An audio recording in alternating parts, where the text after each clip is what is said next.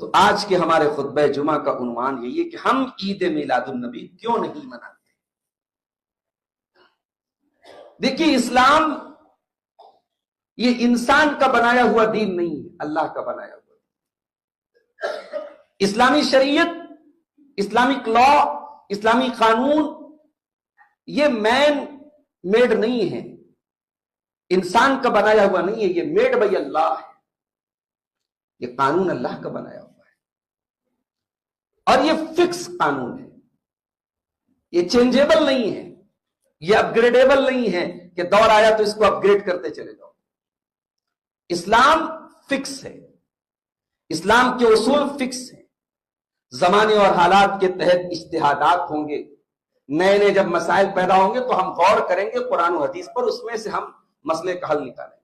آج اختلاف موجود ہے میرے پیارے ساتھیوں، کوئی جلوس نکالتا ہے، کوئی نہیں نکالتا ہے، کوئی نعرہ لگاتا ہے، کوئی نہیں لگاتا ہے۔ نبی نے فرمایا تھا، میرے بعد بہت اختلاف دیکھو گے، نبی نے 2 عید دی ہے، نبی کی شریعت میں کوئی تیسری عید نہیں ہے، لہٰذا 2 عید کو کافی سمجھو۔ آج امت کو نبی سے اتنا پیار ہے اور نبی سے اتنی محبت ہے کہ نبی کے نام پر سڑکوں کو جام کیا جا رہا ہے اور ڈھول تاشے بجائے جا رہے ہیں، لیکن نماز، 5 ٹائم کی نماز میں آپ مسجد میں جا کے دیکھ لیں، فجر کی نماز میں کتنے لوگ رہتے ہیں، آپ اپنے محلے کی مسجد میں دیکھ لیں، اپنے گاؤں کی مسجد میں دیکھ لیں۔ اور ربیع الاول کا مہینہ اگر ایک طرف نبی کی پیدائش کا مہینہ ہے تو دوسری طرف نبی کی وفات کا مہینہ ہے۔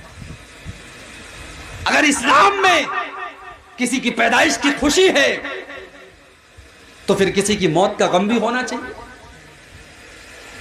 لیکن اسلام ان سب فضولیات سے پاک ہے میرے پیارے ساتھ۔ تو غم کا علاج اگر کرنا ہے تو سب سے پہلے اپنے عقیدے کا علاج کرو، اپنی زندگی کا مقصد توحید بناؤ۔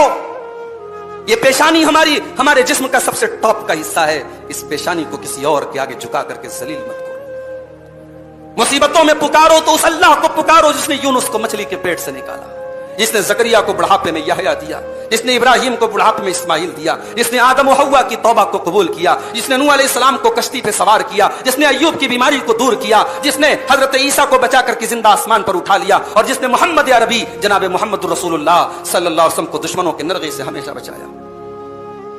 تو سب سے پہلے اپنے عقیدے کی اصلاح کرو میرے بھائی۔ تو غم کا علاج اگر کرنا ہے تو سب سے پہلے اپنے عقیدے کا علاج کرو، اپنی زندگی کا مقصد توحید بناؤ۔ یہ پیشانی ہمارے جسم کا سب سے ٹاپ کا حصہ ہے، اس پیشانی کو کسی اور کے آگے جھکا کر کے ذلیل مت کرو۔ ہماری قوم کی لڑکیاں اگر آج بے حیا ہوئی ہیں تو وہ بعد میں بے حیا ہوئی ہیں، پہلے قوم کے مرد بے غیرت ہوئے۔ جس قوم کے مرد بے غیرت ہو جائیں، اس قوم کی لڑکیاں بے پردہ ہو جائیں تو کوئی حیرت کی بات نہیں، کوئی آشچر کی بات نہیں، کوئی تعجب کی بات نہیں۔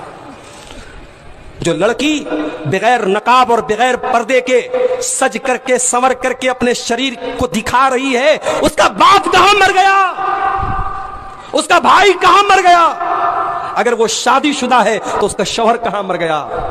اکبر الہ آبادی ایک اردو کا شاعر تھا، اس نے کہا تھا، بے پردہ نظر آئیں کل جو چند بیبیاں، اکبر زمین میں غیرت قومی سے گڑ گیا۔ بے پردہ نظر آئیں کل جو چند بیبیاں، اکبر زمین میں غیرت قومی سے گڑ گیا۔